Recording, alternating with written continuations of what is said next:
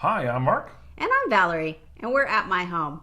So today we're going to take a first look at a new wireless video doorbell we're going to review. This is from XTU.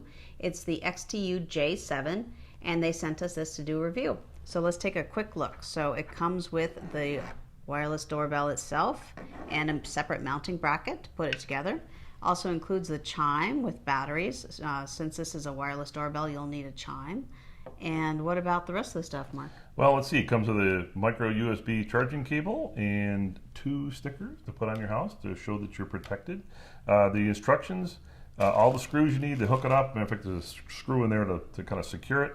And they give you the little screwdriver because it's a special end of it to go with the screws. And that's it. And then the camera itself is wireless. And what that means is not just that it communicates wirelessly to your network, but it also means there's no wires, so you're not going to take your old doorbell off and screw it into this thing. This thing's totally battery powered. It is 1080p, it does night vision, and it can record either to the cloud or to a micro SD card inside the camera. All right, so we're going to go off and install it, and we'll come back and do a full review. Thank you. Thank you.